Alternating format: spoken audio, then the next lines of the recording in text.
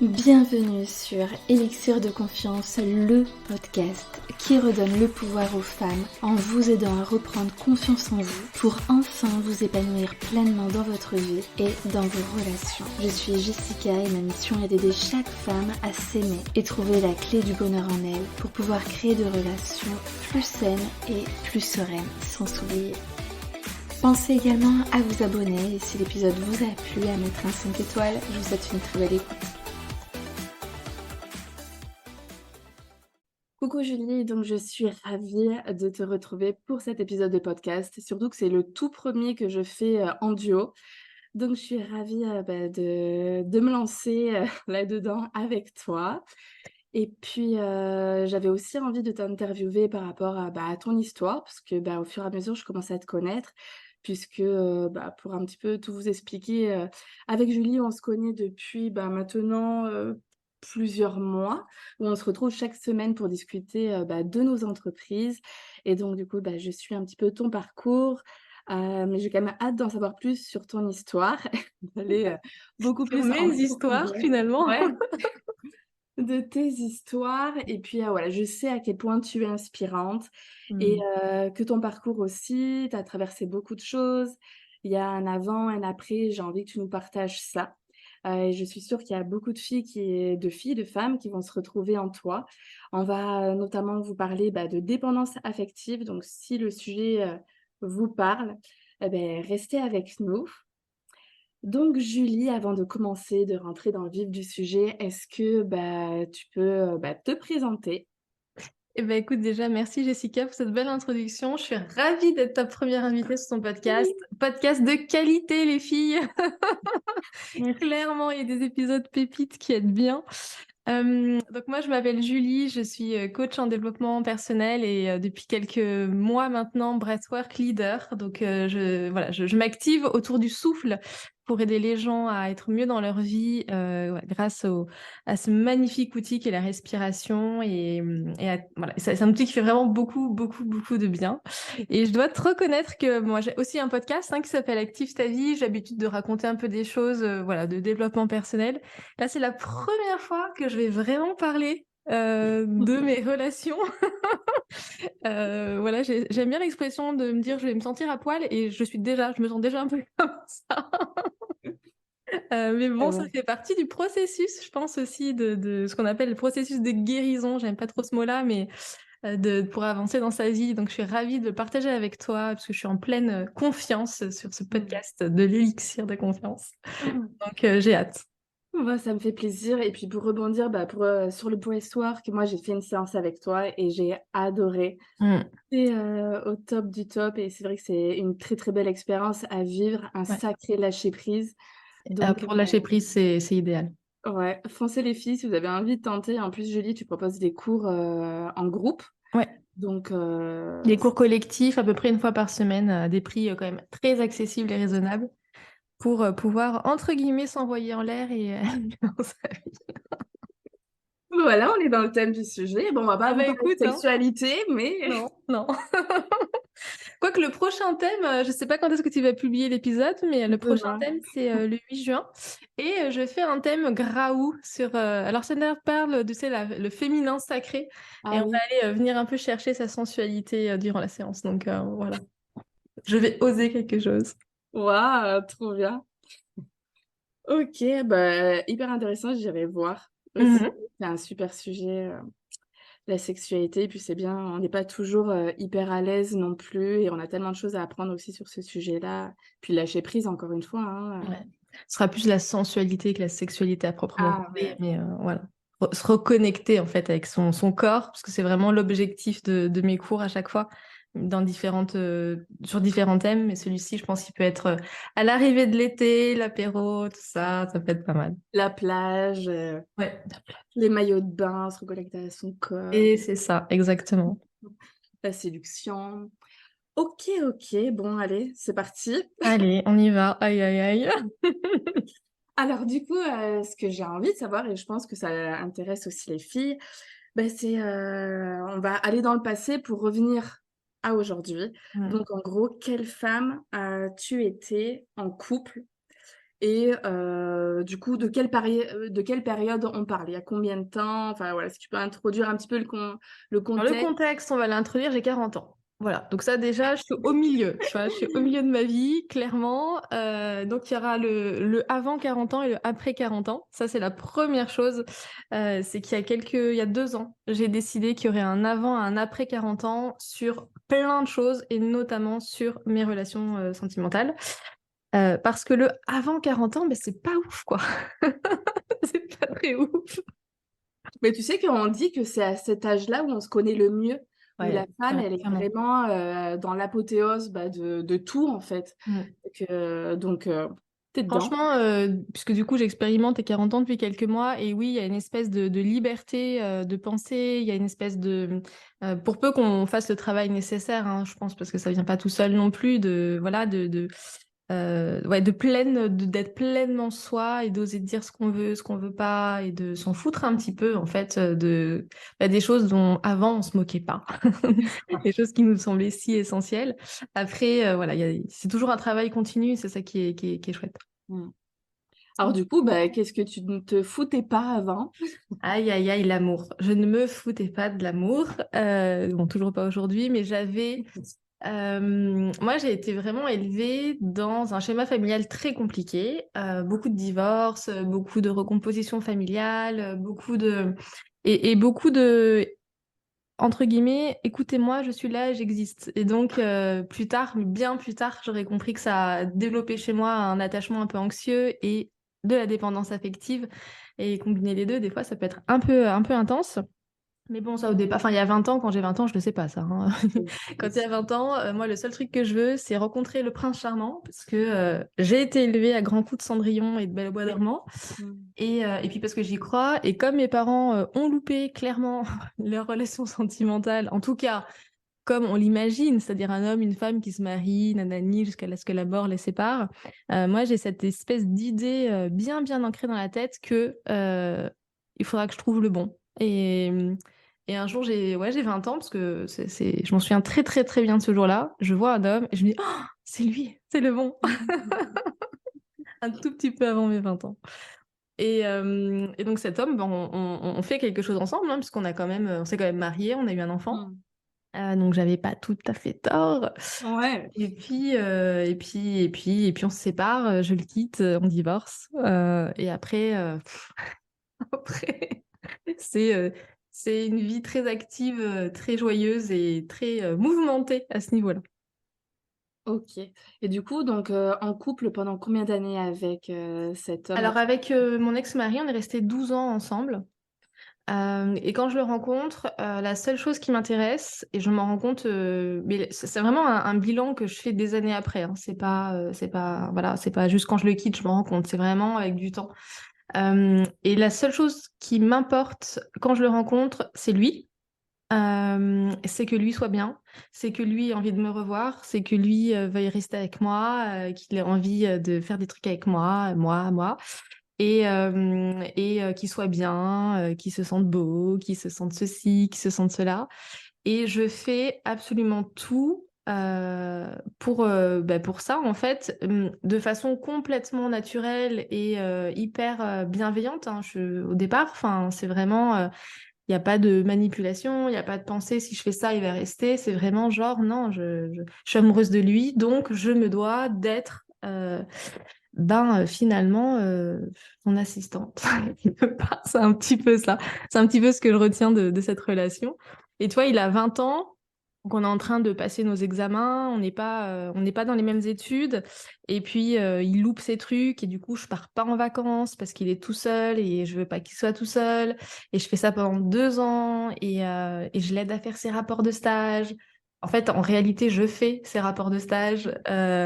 J'ai souvent dit que j'avais plusieurs diplômes, les miens et aussi les siens, quoi. Ouais.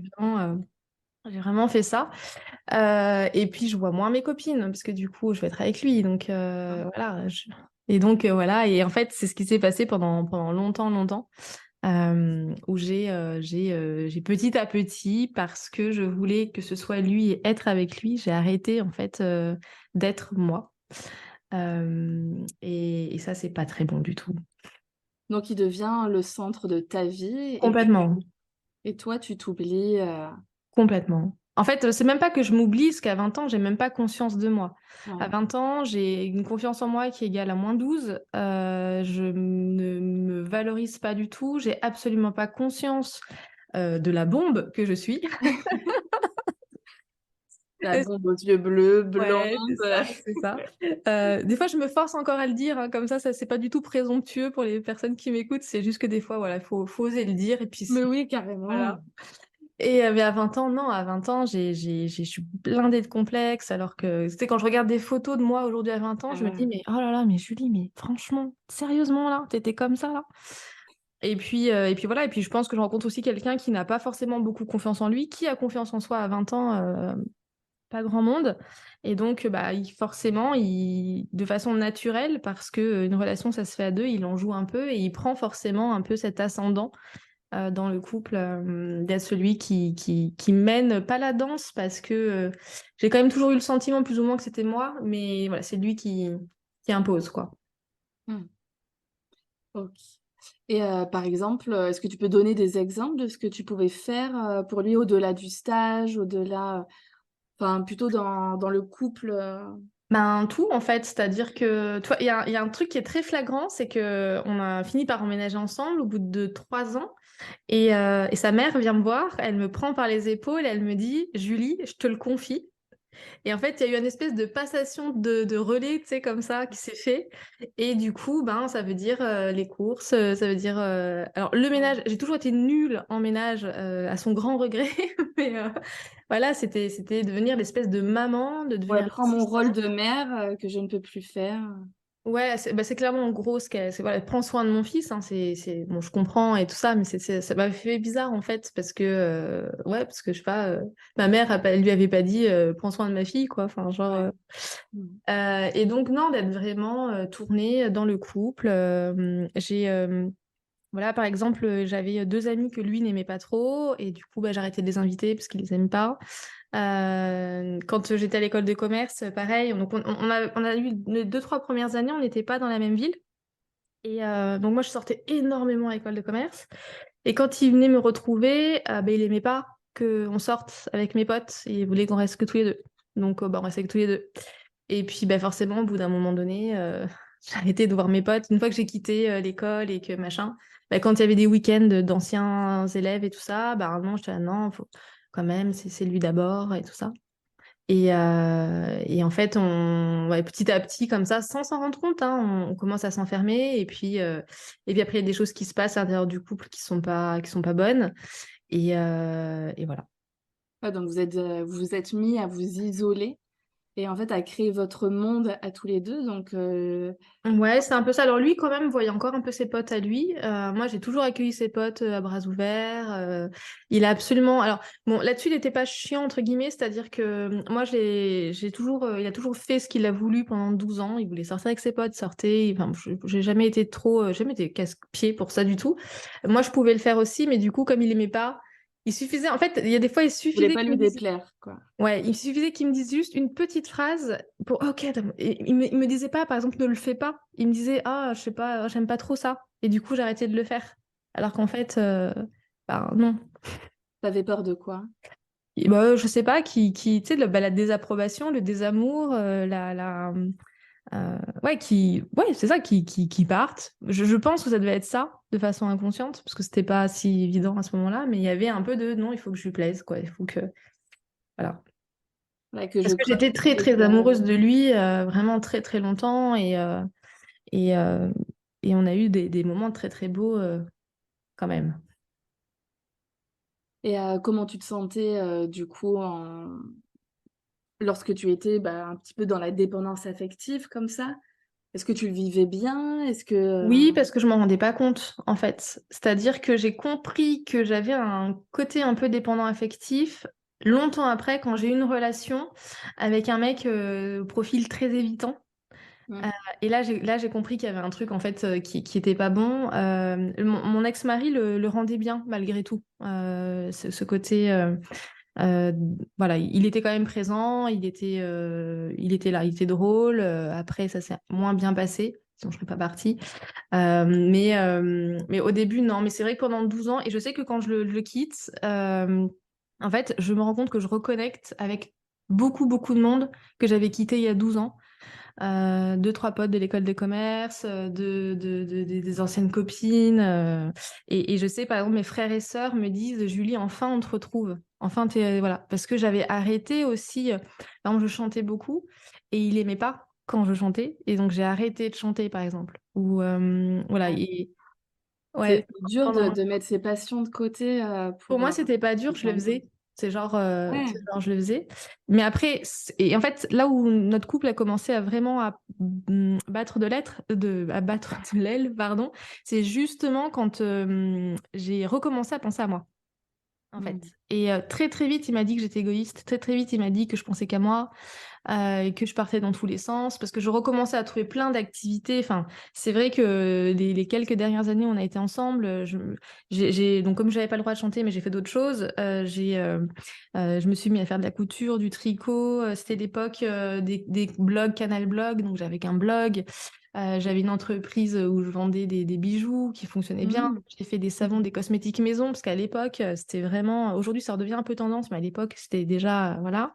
Et donc, j'avais des activités partout. Mais c'était vraiment en plus du boulot, en plus de la vie, c'était vraiment de la suractivité qui, je pense, cachait un certain ennui et un vrai besoin, finalement, sans le savoir, encore une fois, de qui je suis et tout ça. Et un jour, on a une dispute parmi tant d'autres. Et il me dit, et je l'ai très mal pris sur le coup, il me dit, mais en fait, Julie, quand je me suis mariée avec toi, je me suis trompée sur la marchandise. Et c'est hyper violent, Ouais. quand même. Déjà, le mot marchandise en soi est Mm. violent. Mais en fait, c'est quand il m'a dit, je me suis trompée. Et c'est, encore une fois, très longtemps après, quelques années après, ça fait 8 ans hein, qu'on est séparés, où en fait, je me suis dit, mais évidemment qu'il s'est trompé. Enfin, qu'il l'a cru, parce que la femme que j'étais à 32 ans quand je l'ai quittée, elle commençait à reprendre en fait sa vie de femme en main, ses envies, ses besoins. Elle en était au tout début et ça avait rien à voir avec la fille à 20 ans qui était là. Oh, Mimi, t'es trop mignon. Est-ce que tu veux que je te fasse ça? Ouais, voilà, tu vois, genre. Mais Voilà. heureusement qu'on évolue dans la vie. Et Enfin, ouais, et on oui, n'est pas la mais même on personne, n'évolue pas tous à la même vitesse et dans la même direction et dans la aussi même quand tu es en direction. couple. C'est ça. Alors, donc du coup, attends, parce que j'ai l'impression qu'on a loupé un petit déclic, parce Ouais. que là, au tout début, tu nous dis que pendant des années, c'est lui le centre de Mm. ta vie, c'est ton monde, tu t'isoles des autres, tu fais tout pour lui. Et d'un coup, tu as plein d'activités, plein de choses autour de toi. Certes, tu ne chantes plus, mais voilà, tu fais plein d'autres choses. Mm. Alors attends, qu'est-ce qui s'est passé là entre les deux? J'étais enceinte. D'accord. Voilà ce qui s'est passé. J'ai donné la vie et je me suis rendu compte, en fait, la naissance de mon fils m'a rendu compte que j'existais. Mmh. Et que l'amour que je pouvais donner à une personne exclusivement, parce que je donnais 100% au père de mon fils, il allait falloir que je le partage en fait avec mon fils. Et en fait, en découvrant ça, j'ai découvert moi en fait aussi. Et tout s'est joué sensiblement à la même période. Ah ouais, bah, c'est vraiment génial ce déclic parce qu'il y a tellement de femmes quand elles sont et puis moi je suis comme toi. Bon, de toute façon, moi j'ai toujours pensé à me prioriser dans le couple, donc même en ayant des enfants, ça n'a pas changé que je veux toujours ma vie de femme. Mm. Mais il y a beaucoup de femmes, surtout si elles sont déjà de base dépendantes affectives, qui vont aussi se noyer dans leur rôle de mère et complètement oublier ce rôle de femme. Soit ça leur pète à la tronche en mode c'est bon, j'en peux plus, je fais tout pour les autres, Mm. non stop. Soit, bah, du coup, elles se fondent, bah, dans le rôle de mère pour tout le monde, en fait, pour Ouais. leur Ah, mari, en fait, pour du leurs coup, quand enfants. mon fils arrive, moi, je me fonds sur mon fils, mais de façon complètement involontaire. Et son père commence à me dire, ouais, tu t'occupes plus de C'est moi. moi. Ouais, voilà. Et moi, et moi, et moi. Et je suis là, mais attends, est-ce que c'est toi qui te lèves 4 fois par nuit là, pour lui remettre sa tétine? Non. Et en fait, et le truc, c'est que je pense que je commence un peu à me rendre compte, en fait, que en passant du temps à aimer quelqu'un d'autre, Mmh. que bah, peut-être que la personne avec qui je suis, c'est peut-être pas la personne, moi non plus, que j'avais pensé épouser. Et c'est vraiment un processus qui est très long parce que un couple, hein, c'est toujours très compliqué. Il n'y a pas que ça. On Mmh. s'entendait aussi plus très bien pour plein de choses. On n'avait pas les mêmes envies, on n'avait pas les mêmes façon de communiquer, on va dire ça comme ça. Et du coup, ouais, et du coup, c'est vraiment venu petit à petit, hein. Je l'ai pas quitté du jour au Mmh. lendemain. J'ai mis 4 ans, le processus a duré 4 ans quand même. Il a fallu beaucoup, beaucoup de choses pour que je dise, ok, attends là, abandonner le rêve du prince charmant, ça n'a pas été facile, quoi. Alors attends, donc ton fils arrive et Mm. là tu te dis quoi? Ben, je me dis que c'est la plus belle chose qui me soit déjà. Ouais, c'est tellement beau. Et non, et je me dis, en fait, je me dis rien, je me dis que c'est cool. Et en fait, son père commence à être un peu, ouais, comme je te dis, émoi, et commence à faire des réflexions que je commence à entendre. D'après certains de mes proches, ça faisait longtemps qu'ils me faisaient des réflexions que j'aurais pas dû accepter. Et en fait, l'arrivée de mon fils me fait entendre en fait des choses qui sont pas acceptables. Et quelque part que j'ai laissé faire aussi puisque je les voyais pas, puisque mon seul objectif c'était qu'on s'entende bien et qu'on soit un couple heureux, épanoui. Euh, et voilà, et donc je crois qu'il y a vraiment, à ce moment-là, il y a beaucoup, beaucoup, beaucoup de choses qui se mettent en place. Bon, je suis féministe de base et j'ai une pote avec qui je suis très pote qui elle aussi est un peu comme ça et qui elle aussi a un mari hyper, alors lui, vraiment casse-pied, quoi. Parce que même, il lui dit même comment elle a le droit de s'habiller ou pas, quoi. Tu vois, on est vraiment dans un truc. Et des fois, on fait des soirées, on est là, on s'enjaille un peu et tout. Et en fait, je pense qu'aussi, ces conversations me font comprendre du recul sur les choses. Et puis je vois bien que, je sais pas, on passe pas les week-ends que moi, j'aimerais passer, qu'on passe pas les soirées que moi, j'aimerais passer, qu'on se prend la tête pour des trucs qui sont... Et, ouais, et je pense que l'arrivée de mon fils, de notre fils, a été un accélérateur, quoi. D'accord, OK. Donc en fait, au fur et à mesure de la relation, heu, tu as commencé à le faire un petit peu descendre de son piédestal, c'est ça aussi? Ouais, et en fait, comme on s'entendait donc de moins en moins bien, donc en fait, il a commencé, tu sais, à avoir des très hauts et puis des très bas. Ouais. Et puis à chaque fois qu'il y avait un nouveau haut, en fait, le nouveau haut était toujours plus bas que le haut d'avant. Et tu sais, une espèce de ligne comme ça qui descend, qui descend, qui descend, des mots de plus en plus compliqués à entendre, des situations de vie aussi assez difficiles. Euh, ouais, et puis un jour, enfin, on a envie que ça aille plus loin ouais, et puis et voilà. Et puis après, il y a plein d'autres trucs. Je rentrerai pas dans ces détails-là parce que c'est vraiment un autre sujet. On est sur un Mmh. sujet beaucoup plus sensible que juste la dépendance affective. Mais ouais, ça a mis 4 ans quand même avant que je dise, OK, là, c'est bon. Arrête. On OK. arrête les frais. Donc la relation se termine. Bon, moi j'adore aussi parler rupture. Ouais. Comme ça, tu peux m'en Libération. dire. Alors par contre, Ouais. la rupture, elle s'est faite en deux-deux. C'est-à-dire que j'ai mis 4 ans. Parce que j'étais très amoureuse de lui, parce que j'avais pas envie de divorcer quand je me suis mariée, j'avais vraiment cet espoir que ça pouvait fonctionner, je le trouvais toujours très beau, il me faisait toujours rire, sauf qu'à un moment donné, quand les bases elles sont plus là, ben voilà, il faut accepter, et puis à force de haut, de bas, de haut et de bas, de bas, de bas, de bas, et puis de mots et de situations complètement dingues, à un moment en fait, un jour je lui dis, écoute, soit on va voir un conseiller conjugal, soit on Mmh. divorce, parce que là, moi, j'en peux plus. Parce que c'était. Bizarrement, c'est toujours à moi de me remettre en question. Bon, bref, Mmh. tu vois ce que je veux dire. C'est toujours ma faute, hein, c'était moi qui étais. Voilà, pas assez, j'étais pas assez ou j'étais trop. Tu sais, on en était arrivé à un point où quand je me maquillais, entre guillemets, j'étais une pute. Et quand je me maquillais pas, je prenais pas soin de moi et c'était dégueulasse. Enfin, tu vois, on en était là quand même. Et comme ça, les gens comprennent. Et ouais, et en fait, je lui dis ça. Je lui dis, écoute, soit on va voir quelqu'un, parce que moi, j'ai plus les solutions, en fait, parce que j'ai tout donné. Soit on divorce. Et il m'a regardé, il m'a dit, jamais j'irai voir quelqu'un. Et je l'ai regardé, j'ai fait, OK, on divorce. Et je suis partie, je sais pas, 3 semaines après.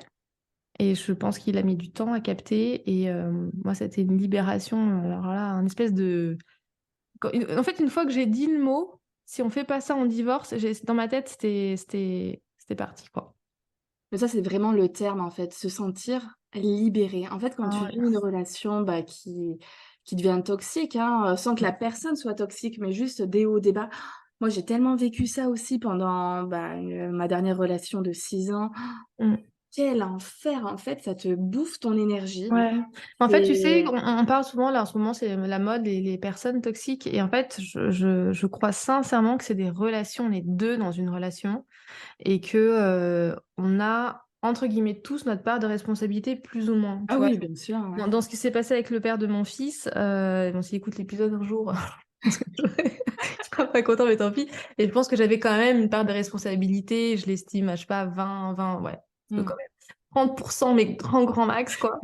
Parce que bon, à part laisser traîner mes tasses de thé et pas laver ses chaussettes, bon, bref. Mais sinon, voilà. Et dans les relations que j'ai eues après, du coup, parce qu'on se fait toujours un petit bilan après les relations, tu sais, Mm. ah, où est-ce que Hyper j'étais? important. Ouais, voilà. Et du coup, non, il n'y a pas de il y a des pervers narcissiques, ça c'est clair et net. Ça, c'est comme des perverses narcissiques, ça existe Ouais. aussi. Mais à partir du moment où on décide de rester, ben, on a aussi notre rôle, voilà, on a aussi notre Mm. rôle à jouer, notre On a responsabilité. notre... Oui, clairement, hein, quand tu restes alors que c'est la merde, hein, qu'on se le Ouais. dit, Mm. voilà, ça sert à rien de se plaindre, À un moment donné, il faut chercher des solutions, quoi. Faut arrêter de se... Ben, se plaindre, tu sais, quand on se plaint, parce que moi je sais qu'à un moment donné, je me suis plaint, parce que c'était un appel à l'aide en Mais oui, fait. je faisais que ça, moi aussi, hein. Voilà, Au aidez-moi, quotidien. quoi. Ouais. Sauf qu'en vrai, la solution, elle est en nous et voilà, c'est nous qui pouvons En fait, il faut faire aller plein de chercher choses. la force en soi, le courage aussi, parce que Mm. de pouvoir tout recommencer, ça coûte, hein. Et c'est ça, en fait, il y a beaucoup de gens, ils font le ratio entre, OK, qu'est-ce qui est le plus difficile pour moi? Est-ce que je reste dans une relation qui est chaotique, mais voilà, finalement, tout le contour, tout le contexte, l'environnement, il change pas, ou j'arrête tout ça et je recommence tout? Mais ce qui est très très dur aussi dans ces genres de relations et que moi j'ai vécu du coup, parce que si j'ai mis autant de temps et il a eu encore un impact sur moi longtemps après, c'est le mental en fait, c'est c'est d'intrication mentale, de manipulation quelque part ou quand quelqu'un prend le contrôle en fait de ta façon de penser et que la personne te connaît parfaitement, elle te connaît par cœur. Mmh. Même si Connais au départ, des c'est pas failles. forcément, ouais, même si au départ, c'est pas forcément volontaire de la part de l'autre, mais quand voilà, l'autre arrive à faire ça, cette manipulation volontaire ou involontaire, c'est hyper difficile. C'est hyper difficile. Là, tu vois, donc là, il y a eu le Festival de Cannes et il y a un film avec Virginie Fira, L'amour et les forêts. Et du coup, bon, je n'aime pas trop Virginie Fira, donc j'ai lu le livre. C'était ce week-end. Et ça m'a fait penser en ça, en fait, l'espèce d'imprégnation mentale et de se sentir prisonnière aussi mentalement. Et quand je l'ai quitté, j'étais super heureuse parce que j'ai une espèce de sentiment de liberté, mais encore quelques mois, et ouais, je pense que je peux le dire, quelques années après, il avait encore un peu cet ascendant. Tu vois, j'avais un peu peur quand il allait me parler, ou j'appréhendais ce qu'il allait me dire, ou me juger, ou ça a mis du temps avant d'en avoir franchement plus rien à cirer, quoi. Et OK, intéressant. Et qu'est-ce qui fait qu'il avait autant d'emprise sur toi? Ce que je l'ai laissé faire. Parce qu'à partir du moment où on le donne tout à un homme, donc toute notre attention, tout notre amour, notre manque de confiance, qu'on attend que de l'autre, en fait, de façon volontaire ou involontaire, qui nous construise la confiance qu'on a en nous. Enfin, moi, c'était mon soleil, c'était mon tout. C'est-à-dire que je me levais un matin, il me disait, t'as une sale gueule. Ok, j'avais une sale gueule. Enfin, c'était même pas, tu vois, c'était. Oui, tu remettais pas sa parole en doute, quoi. Non, et en fait, même quand elle était blessante, et elle a été très souvent blessante, je disais, mais non, tu peux pas me dire ça, mais si, mais regarde, enfin, regarde. Et en fait, à la fin, quand je l'ai quittée, je me suis rendu compte que chacune partie de mon corps avait pris cher pendant 12 ans, et que finalement, la confiance que j'ai en moi aujourd'hui, je la dois qu'à moi. Enfin voilà, donc c'est voilà, l'impact mental sur les gens, il faut faire hyper attention à ça, je crois, de justement penser toujours à garder cette liberté et se reconnecter à son corps et à soi pour entendre les petites voix quand elles te disent attention, danger, attention, non. Ouais. Cette personne ne doit pas te dire ça, tu ne dois pas l'accepter, savoir dire non, poser ses limites, tout ça. Moi, on m'a jamais appris à faire ça quand j'étais jeune, donc je l'ai appris après. Et quand tu laisses quelqu'un dans ton jardin comme ça, en mode freestyle, vas-y, fais ce que tu veux, ben, la personne, elle fait ce qu'elle veut. Qu'elle ce soit une mauvaise personne au départ ou pas, peu importe, elle fait ce qu'elle veut et ça, c'est destructeur, quoi. Mmh. Ouais, hyper important d'écouter son intuition et puis, comme tu l'as très bien dit, c'est pour ça que je l'ai intégré dans mon programme, tout l'aspect de confiance en soi lorsqu'on Mm. rompt, très souvent, bah, voilà, il y a notre estime de soi, bah, elle bat de l'aile et ouais, c'est pour ça que je l'ai intégré dans mon programme pour rebooster tout ça, pour que la Ouais. personne, elle se sente beaucoup mieux. Alors moi, tu vois, en le quittant, j'ai retrouvé l'estime de moi. Ouais. Tu vois, ça a Ouais, vraiment parce qu'il été... il t'a tellement rabaissé que Ouais, ouais, ça a été le premier pas, quoi. Le premier pas vers la femme merveilleuse que je suis aujourd'hui. et bah, oui, il faut le dire. OK, alors du coup, donc ça y est, la rupture est actée et donc tu nous as parlé d'une autre personne qui t'a fait prendre conscience de ta dépendance Mmh. affective. Est-ce Ouais. que tu peux nous en parler? Oui, alors, donc moi, il se passe plein de choses et puis, après cette séparation et je sais pas 2-3 ans après, je sais plus exactement quand dans le temps, je rencontre un mec super cool, super drôle, enfin très bien, mais qui me le dit en plus dès le départ, «Oui, moi, les femmes, c'est compliqué, je crois pas en l'amour, mais j'ai envie de toi et j'ai envie qu'on fasse un truc tous les 2». Et qu'est-ce que je fais? «Ah ouais, ouais, on y va! Super, ça va être trop bien!» Et là, je m'engage dans un truc, on est très, très amis aujourd'hui, donc voilà, j'en parle en souriant, mais sur le coup, c'est une relation avec, beaucoup d'allers-retours. C'est le seul mec qui m'ait quittée, parce que ceux d'avant et ceux d'après, c'est plutôt moi. C'est moi. Et du coup, ça fait et je pense que ça aussi, ça a joué. La première fois où il Mmh. me dit: «Non, c'est bon, on arrête», je fais: «Quoi? Mais on peut pas faire ça, c'est pas possible». Et puis il revient et puis machin et en fait, c'est vraiment quelqu'un où plus justement je lui montrais de l'attention, plus il partait et Mmh. donc j'étais là: «Mais non, ne pars pas, ne» et si Ah ouais, moi donc tu t'as tu sais, tu grippé cours à un peu lui, après. Ouais, mmh. voilà, tu cours un peu après et hem et quand on se sépare, parce qu'à un moment donné, donc, je sais pas, on a dû se séparer, je sais pas 6 fois, enfin, c'est n'importe quoi en vrai, tu vois? Sauf que la dernière fois où il revient, il me dit: «Non, Julie, ça va être très sérieux, je vais m'engager à fond, nin je donne tout parce que si c'est pas avec toi, c'est avec personne d'autre». Alors ça aussi, hein, red flag en termes de en termes de phrases. Sur le coup, ça tu te dis: «Ah, c'est moi». Non, en fait, non, Ouais, c'est c'est genre, tu ma bouée de sauvetage en gros ou voilà. Et on tente le truc, hein, et il fait ce qu'il peut et en fait, c'est un enfer, c'était un enfer. Parce qu'il tente et du coup, il devient, exécrable, il devient, et il fait tout pour que ça se passe mal, et il fait tout pour que je pète un câble et donc on se sépare et là, en fait, je me rends compte justement que dans cette relation parce qu'elle me prend la tête, enfin, genre, c'est vraiment une relation, j'y pense, machin et je retourne dans ce truc, il faut que je plaise, nanani nanana et c'est là où je comprends et c'est là où je découvre le développement personnel aussi. C'est là où je découvre les différents types d'attachements et les blessures de l'enfance et c'est là où j'entends la première fois le mot dépendance affective.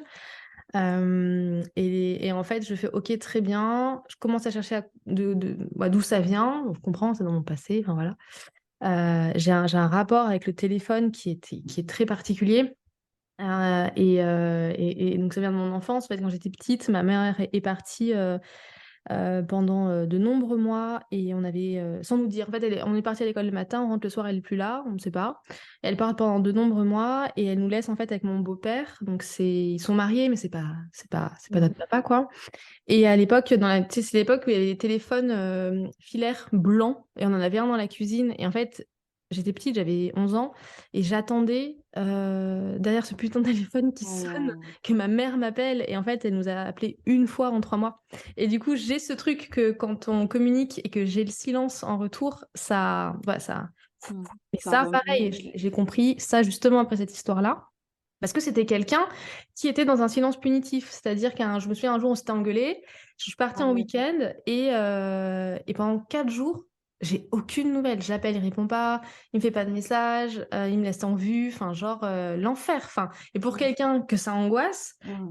j'ai passé 4 jours, j'étais à l'enterrement de vie de jeune fille de ma sœur, en plus et à un moment donné, il répond, je lui fais: «Mais qu'est-ce que tu fais?» Il me fait: «Beh, je te punis. Tu m'as saoulée, je te punis». Oh! Tu vois? Ouais. Et là et en fait, voilà, donc on se sépare, je me dis: «Oh là là, dépendance affective, faut que je soigne ça», parce que c'était pour moi, c'est difficile dans le corps de le C'est vivre. ingérable, hein, C'est c'est ingérable. vraiment ouais. Ouais, c'est ingérable, surtout quand tu t'en rends compte Mmh. et à la différence, donc autant le père de mon fils me l'avait rendu, autant là, lui, il le rendait pas. Donc du coup, c'est là où c'est encore pire et là, pour m'aider, je le conseille vraiment quand on sait qu'on a un truc comme ça qui vient du passé, j'ai fait des séances d'EMDR, Mmh. très, très violent le MDR. Ah ouais. Enfin, très facile dans la séance, mais entre 2 séances, ça brasse Ça remonte. énormément. Par contre, ça m'a vraiment coupé de ce lien-là, par rapport au passé et du coup, je me suis dit: «OK, maintenant je vais pouvoir vraiment, voilà, travailler là-dessus, plus posément» et c'est un travail de longue haleine.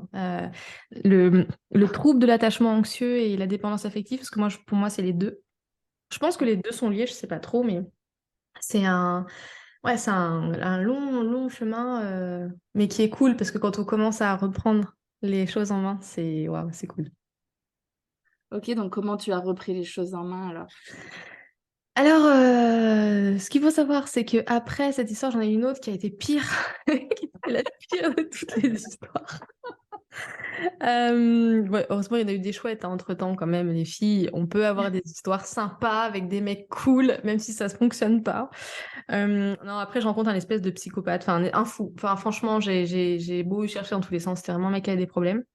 Et en fait, après cette histoire rocambolesque, je dis, ça va, j'arrête. J'arrête les mecs. En fait, je fais le bilan et je me rends compte que ça fait 18 ans que j'ai toujours été en couple, que j'ai toujours, Mm. donc, soit été mariée, soit eu un petit gars comme ça, soit le téléphone, tu sais, qui sonne, t'en as 5 là qui t'écrivent en même temps, t'as Ouais. plus qu'à choisir, c'est super, mais voilà. Ou t'as des histoires cheloues, ou des petites histoires sympas, mais où tu sais que ça mènera à nulle part. Et je fais le bilan, dans 18 ans, je suis restée 6 semaines toute seule sans rien en 18 ans. Genre, mais qui fait ça en fait? Enfin, c'est pas possible. Et c'est une discussion avec ma sœur, elle me dit, ouais, Julie, ce serait peut-être bien que tu apprennes à arrêter de te voir dans le regard des hommes et que tu te vois Mm. toi avec toi-même. Et ça me vexe un petit peu ce qu'elle me dit.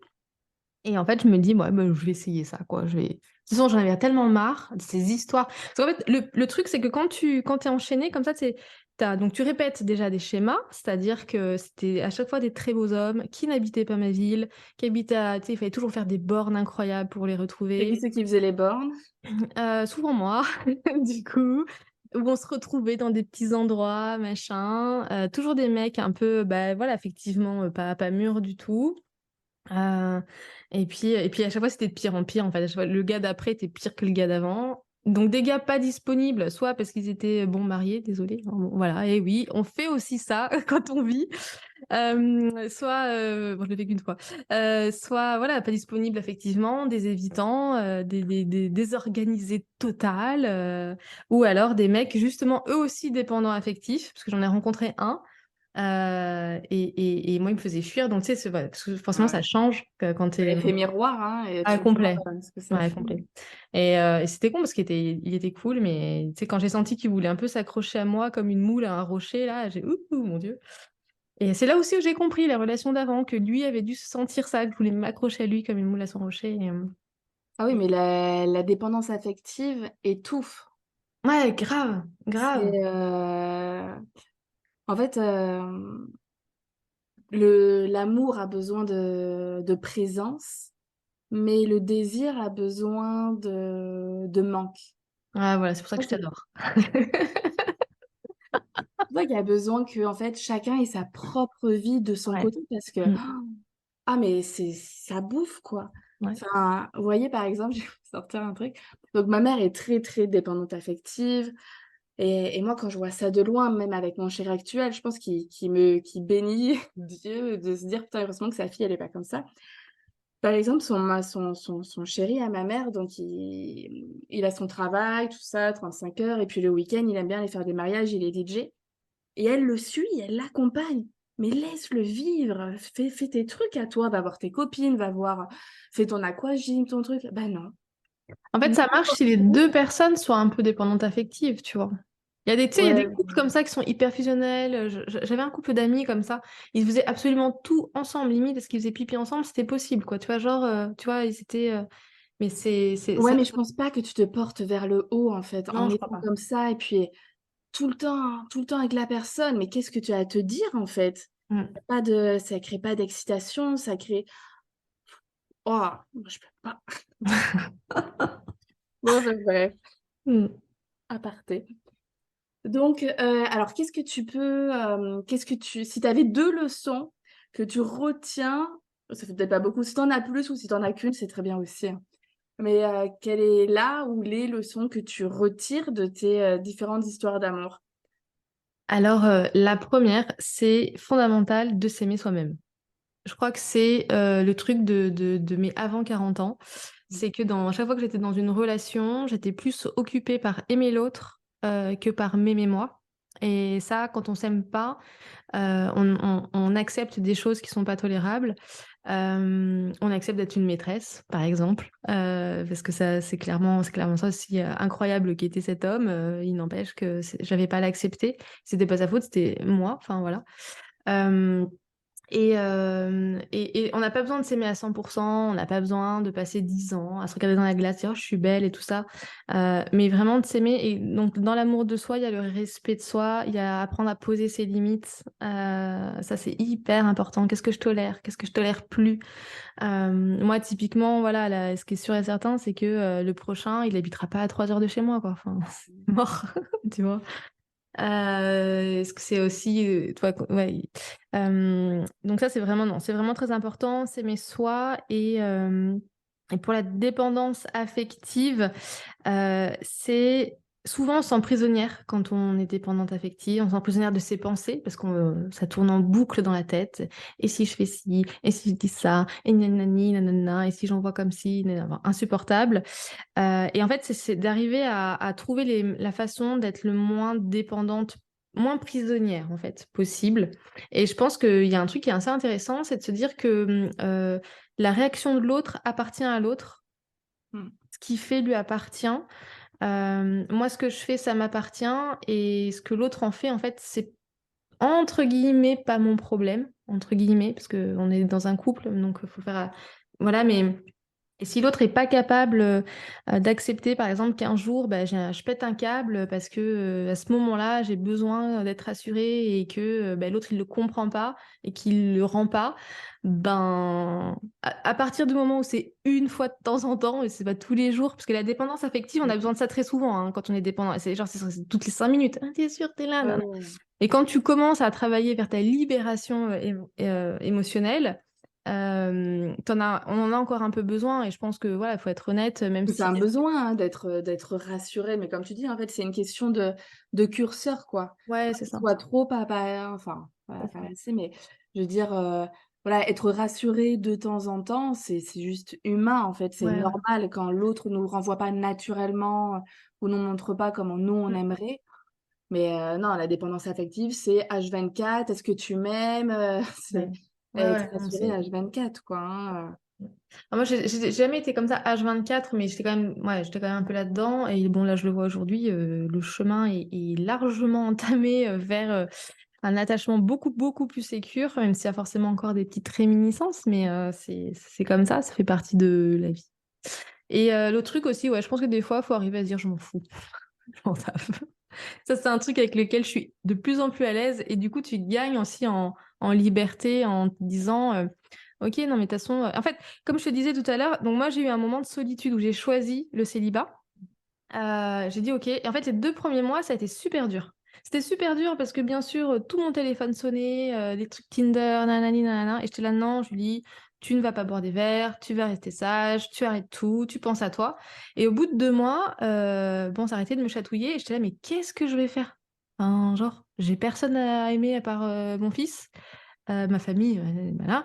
Mais qu'est-ce que je vais faire? Et donc là, ben, du coup, ben, tu es obligé de penser à toi, vraiment toi, genre, à ta carrière, à tes envies, à ce que tu as envie, la vie que tu as vraiment envie d'avoir. Parce que quand tu passes ta vie à vouloir aimer les autres, tu as la vie de l'autre, tu pas la tienne, en fait. Donc et là, tu Elle est recommences à puissante cette phrase.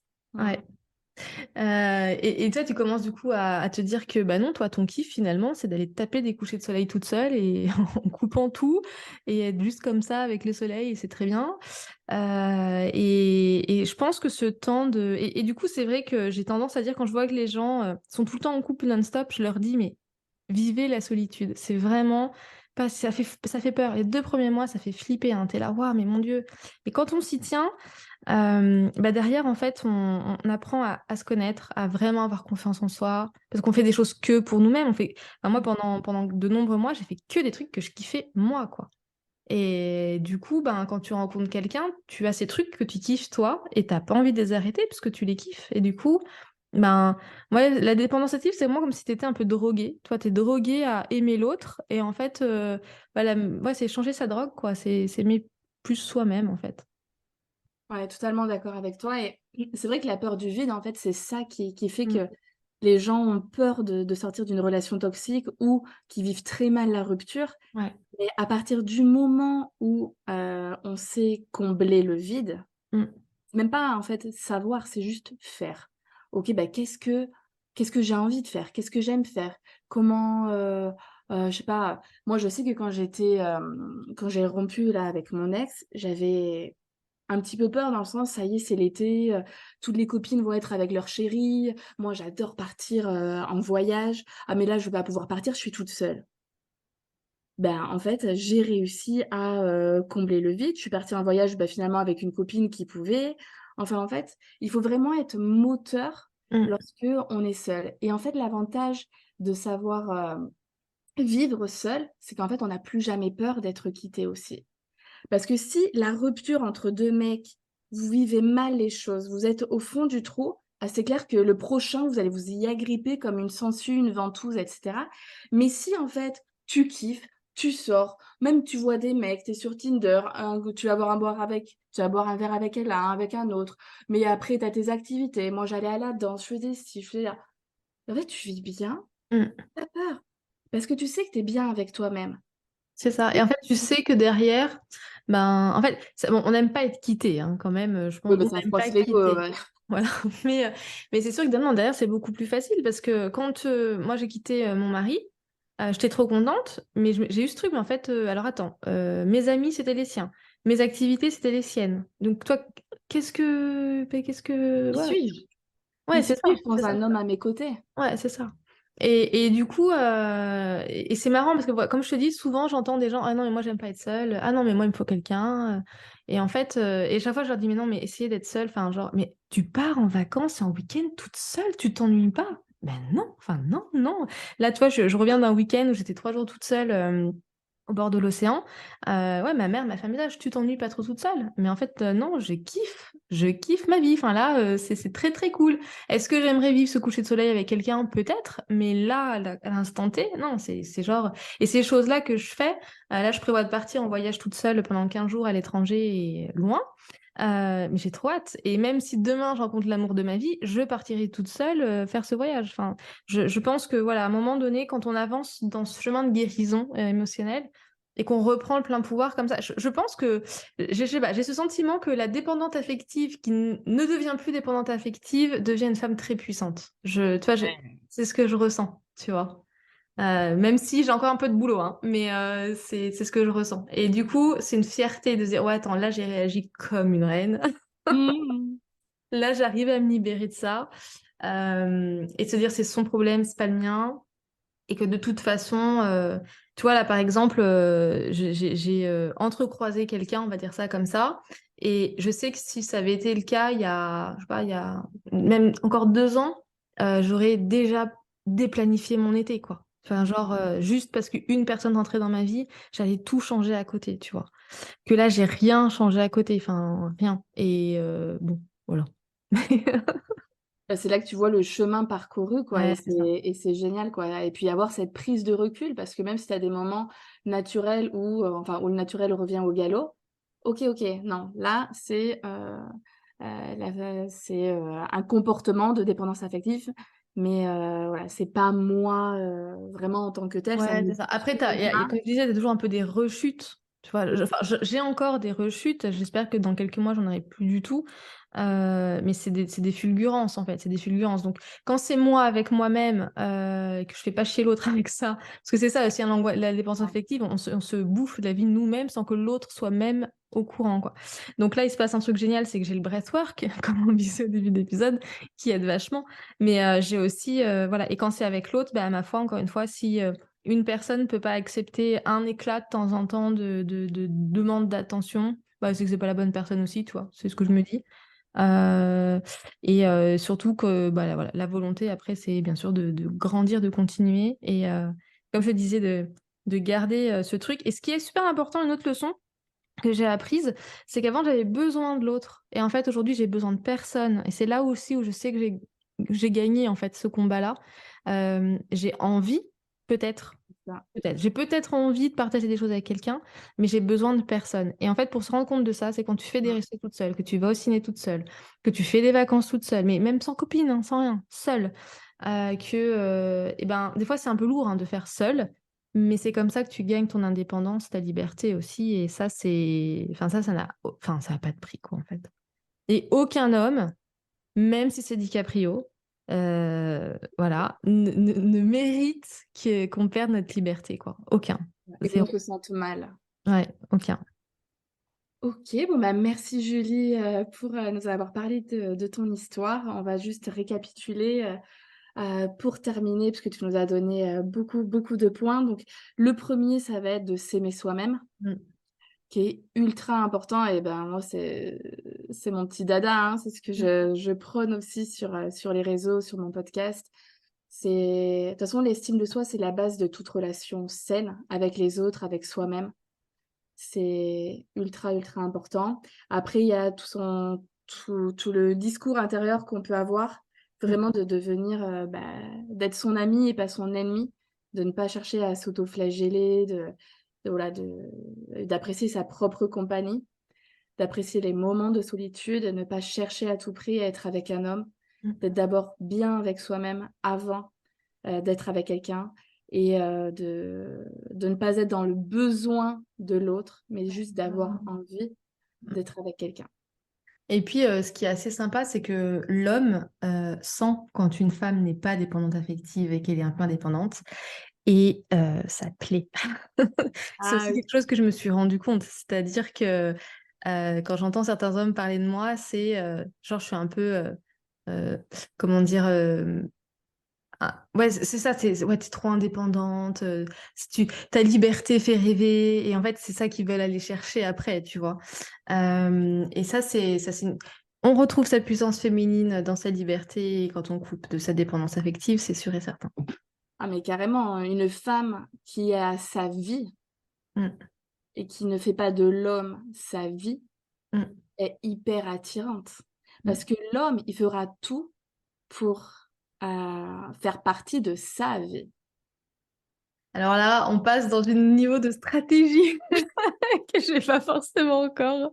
Mais c'est même pas une Non, non, stratégie, c'est non, juste non. à partir du moment où vous avez votre vie, vous rencontrez quelqu'un et vous continuez à maintenir votre vie, Mm.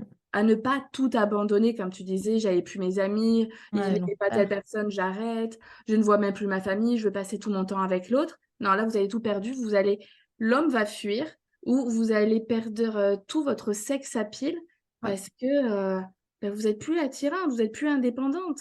L'homme, il n'a pas envie qu'on lui tienne la jambe, en fait. Mm, mm. Donc, retrouver sa puissance, s'aimer, prendre soin de soi, apprécier sa compagnie, garder son indépendance, c'est garder sa puissance et ça plaît. Mm, mm. Ok, bon ben, ça a été un grand, grand plaisir. Moi, je pense qu'on aurait pu en parler encore pendant 3 heures, Non, hein. non, mais en fait, on Quelque peut chose à faire dire. Là, en fait, on a 45 minutes, c'est pour ça que j'essaie de clôturer, parce que je sais que votre temps est précieux, mais je suis sûre que vous n'êtes pas ennuyés avec nous. Et moi, j'ai pas vu le temps défiler non Moi plus. non plus. Et puis tu as envoyé plein de pépites. Et puis c'était hyper inspirant et j'espère que vous repartez avec plein de choses et surtout un déclic en fait. Ouais, c'est Un ça. déclic pour avancer vraiment sainement vers le bonheur en fait. Le bonheur, la liberté, Il c'est faut juste trouver la valeur, en fait, je pense, qui va nous motiver. Moi, c'est clairement la liberté qui me guide. Et on peut être libre en couple. Enfin, moi, je fais partie de ces gens Mhm. qui pensent que être en couple, c'est un choix. Le choix est la liberté. Donc, voilà. Mais bien, on a le choix d'être bien avec soi et de se kiffer, quoi. Enfin, et la vie est tellement courte et tellement difficile parfois que on a plus de temps à perdre avec ce genre de relation. J'allais dire avec des cons, mais en fait, quand on est comme ça, on laisse rentrer des cons dans notre vie aussi. Donc, voilà, ça suffit. Allez, allez les filles. Allez, allez, allez, on Allez se au motive. boulot, on se respecte, on arrête cette dépendance, on part en vacances au week-end toute seule et on dit C'est merde ça. à tous ces mecs qui ne nous méritent pas du coup parce que c'est ça Ouais. aussi le truc. Avoir conscience de sa valeur, c'est hyper Ouais, important. hyper important. Ok, donc une envie de souffler, vous retrouvez Julie sur Active ta vie sur Insta. Elle a aussi son podcast qui porte le même nom. Ouais. Voilà. Et tu es aussi coach. Mm, exactement. Donc si vous avez envie de vous faire coacher par Julie, n'hésitez pas aussi à la contacter. Et puis sinon, nous, on se retrouve sur ma page Insta si vous avez envie de venir en discuter. Je vous coach aussi sur la dépendance affective, tout ce qui est en lien avec vos relations amoureuses, la rupture aussi, où j'ai créé un programme qui est juste phénoménal.